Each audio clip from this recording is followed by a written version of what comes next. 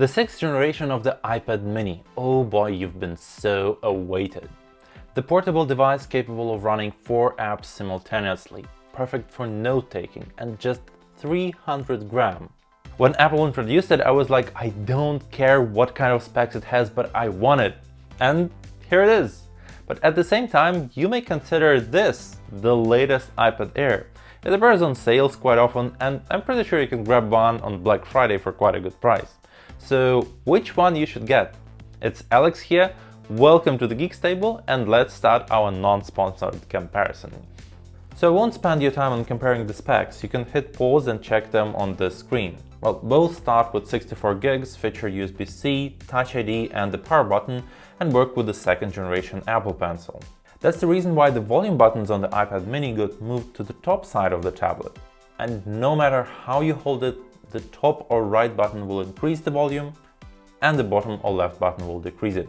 Those of you who are subscribed to my channel know that I like comparing devices in real-life scenarios. That's more useful because no one cares about GPU, CPU, RAM when it comes to your daily usage. So let's start with the iPad for note-taking and drawing. For making notes, I use Microsoft OneNote. It's free, it has an amazing Apple Pencil support, and you may also include some screenshot of a map, and then, for example, draw some of your plans on it, and then make a few checkboxes of your plan. I always use it for traveling. For drawing, I recommend Procreate. It's a paid app, but you pay once and there is no in-app purchases. It is translated to 13 languages, so you won't be lost in the world of art, and it has a lot of brushes, the interface is super easy to understand, and in general, it's a tool that helps you to create. No need to spend money on paper and markers anymore. I have a geeky tip for you to improve your writing experience. Of course, we use covers with our iPads, but they provide only 2 possible angles and neither of which is good for writing.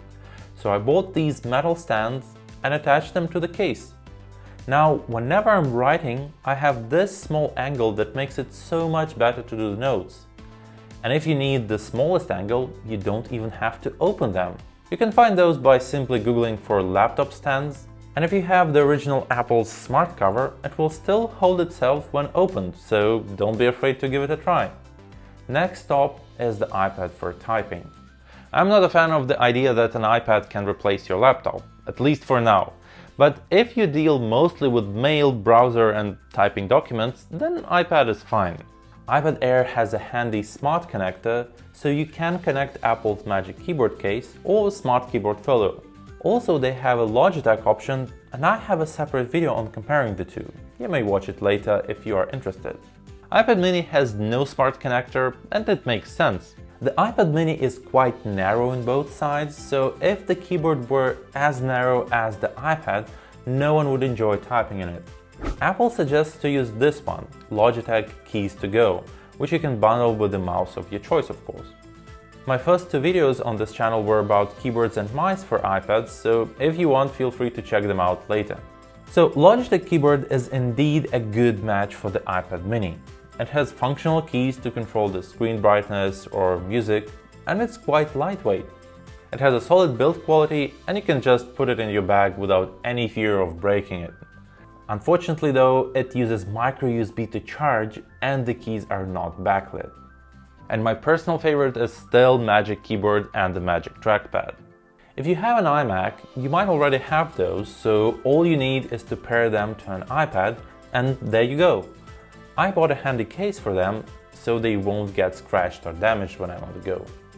For the curious ones, know the Touch ID in the latest Apple keyboards won't work with any of the iPads. Oh, and if you don't need a hardware keyboard, of course you can use the on-screen one. Then you can pinch to divide it, or pinch again to make it as small as an iPhone keyboard. Now let's check how the iPads are on the go. They both are fine to hold and carry, though the mini is lighter and easier to hold because of its size. I can even say that you can use it with one hand to some point of comfort if it's something simple. Both screens have the same brightness, 500 nit, but I wouldn't use them under the direct sunlight.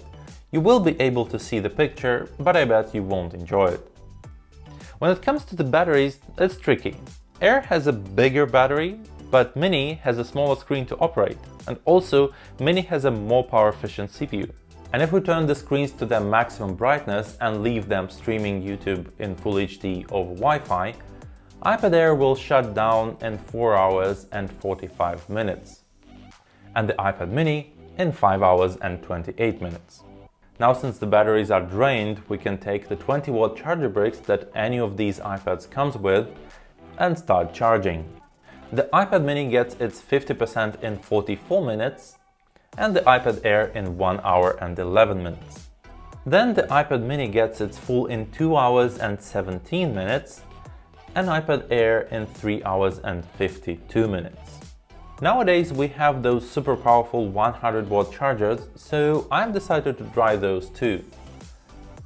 So the iPad Mini got to its 50% in 45 minutes, and iPad Air got half charged in 1 hour and 27 minutes. So more or less the same result as in the previous experiment.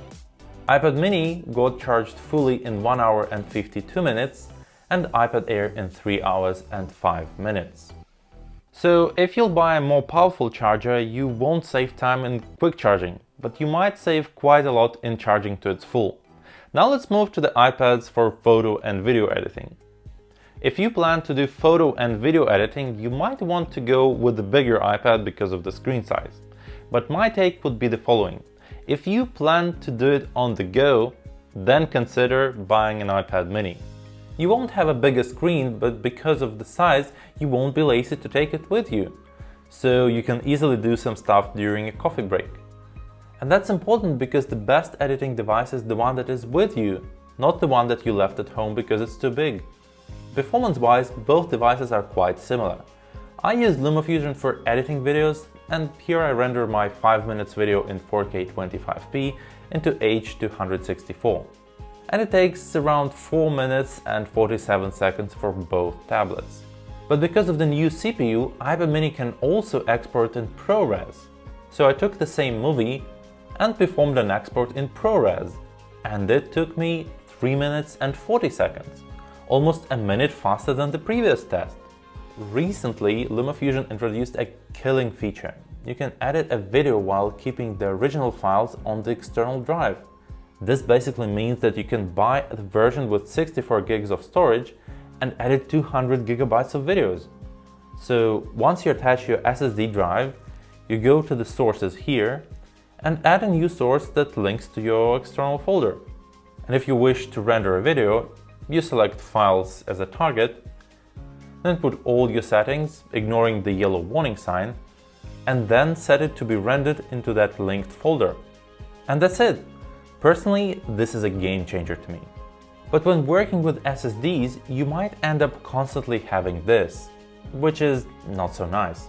To improve the view, I use Velcro tape on my devices and SSD drives. This allows me to be on the go and be sure that the drives are kept connected. Speaking of images, I use Darkroom for editing raw photos. They constantly improve their engine and I'm mostly satisfied with it. You may use it with a limited functionality or unlock a full version via subscription. Personally, I still prefer the Adobe Lightroom engine, but I don't have the Creative Cloud subscription, so I don't want to return to that hell anymore. If we deal with images, we might need a card reader or a full USB 3 port. Also, neither of these iPads has an audio jack, so it seems we need a dock for this. There are 3 ways to solve the problem. First one, to have one-to-one adapters. You want to attach an SD card? Sure, here's my super fast USB-C card reader. You want to attach your wired headphones? Sorry card reader, it's time for the audio jack adapter. Want to attach a screen? Well, you got the idea. Second, you may have a dock made specifically for an iPad. It usually will have an audio jack, but all of them are designed to be attached directly to the tablet. And in the case of an iPad Mini, these docks will cover the speakers as well. Also, it makes the setup kind of messy if you use all the ports at a time. There is this creative solution by Baseus that goes around the corner of an iPad, and I like the idea because it looks a bit more natural, but it won't work with the iPad Mini because of its size, unfortunately. And even on the iPad Air, it will still look a little bit messy under hard pressure. So I came up with a third solution, a male to female USB-C cable to the rescue. It goes to the tablet on one side, and to the dock, basically any USB-C dock, on the other side. And now you have all your stuff on a distance and you are free to move your iPad around and keep your table a little bit better organized. If you prefer to edit your photos on a Mac, then iPad mini can be a perfect addition to the workflow using the sidecar mode. I really enjoy the ability to pull the triggers while looking at the picture itself, and also it works wirelessly. The next topic to talk about is the iPad for taking photos and videos. Okay, I don't take photos on an iPad and it always looks kind of weird to me when someone does it, but there are cases when it makes sense. Some people may have simple phones with a potato camera and an iPad as a family device with the best camera available. Also, an iPad mini doesn't look that big, so you won't feel that awkward. On paper, both Air and Mini have the same camera sensor and similar capabilities. Apple introduced HDR4 for the latest iPhones, but still equipped iPad mini with the older HDR3. So after looking through the photos, I haven't noticed major differences between them. Have a look.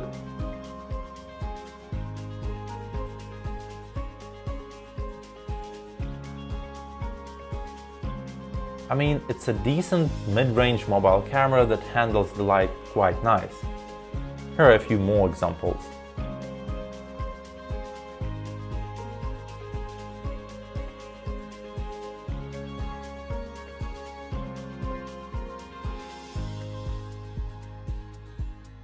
Even the night photos look good. I can't say they look fantastic, but if it's just to capture vacation moments, then why not? The only difference may be in the white balance, but let's keep in mind that we're talking about taking pictures on a tablet. The videos were good on both tablets as well. It's really hard to tell where is Air and where is Mini, but I should warn you from filming on the go. If it's a static picture, then it's totally okay and stable. But if I switch to some movement, then the software stabilization starts working and we could notice these annoying wobbles to appear. Probably the biggest difference between these cameras is in the night videos. You may notice how more noisy is the iPad Air's footage. Look at the pavement. This flickering is really ugly. iPad mini was able to handle it much nicer. If we look at the camera UI, you'll notice that iPad mini has now this nice little button that makes a double zoom in. It is a software zoom, of course, but it's always faster to press a button than to pinch to zoom. I wouldn't buy an iPad because of the cameras, but it's a nice addition to the whole set anyways. Now let's check how good iPad is in communication. Many people would use the iPad for video calls and sending voice messages. The more advanced iPad Pro even have a so-called studio quality microphones, which are pretty good. But now let's check how good are these two tablets and their microphones. So this is the test of the microphone of the iPads. I'm talking pretty close to the tablets and I hope that everything is fine. Now I'll try to move a little bit, a few steps away, and let's see how it affects the voice. And now I will open the window and let's see if the iPads capture any background noise. So you can hear the results and yeah, basically this is the test. I barely could feel the difference, to be honest. They both have great quality for some voice memos or messages and calls, but I'm doubtful about podcasting. They don't filter the noise that much and also you're naturally moving while talking and that's quite noticeable on the recordings. Now let's check the cameras, the front-facing ones, and please don't freak out. Okay, so now we're testing Skype and we can notice that the input and output are quite different. So for some reason Skype makes the skin look more red, I don't know why. Also you can see that iPad Air makes the image more bright, where Mini tries to keep it more natural. Okay, now let's make the scenery more dark. Okay, so now we're in a almost completely dark environment with a just tiny source of light. And I would say that the input on Mini is brighter than on the Air, but the output on Air is actually better. So I enjoyed the result that Air produces. Okay, let's make it a little bit less dark. Okay, so now we added a little bit more light, and here it's quite interesting. I mean, on the Air, the input looks a little bit less accurate, but on the output, Air looks more sharp and brighter. And yeah, I do enjoy the image on the Air more. Also, this weird center stage that iPad mini is equipped with, which tries to move to keep your face in the center, you see, it doesn't consider the shoulders, so you have just the talking head, and that looks weird, so I usually turn off this mode in all the applications. And before we conclude, a small note about the iPad for games. If you are subscribed to my channel, you know that I'm by no means a gamer, so I'll just mention that both iPads share the screen of the same quality, and the stereo speakers will work when you hold the tablets horizontally. You won't get a fancy ProMotion display in any of these tablets, they have only 60Hz refresh rate, but both have really fast CPUs, so you may expect a smooth gaming experience. So here they are, the iPad mini and the iPad Air. Both are fast, lightweight, powerful and portable, and it's really hard to choose between them. So I hope this highlighted use cases video could help you a little bit. And if you're curious about the keyboards for the iPad Air and Pro, have a look at this review that I made some time ago. It's somewhere on your screen right now. Or check another cool video beside it. Thank you for watching, stay healthy, stay subscribed, and see you at the Geeks Table. Bye bye!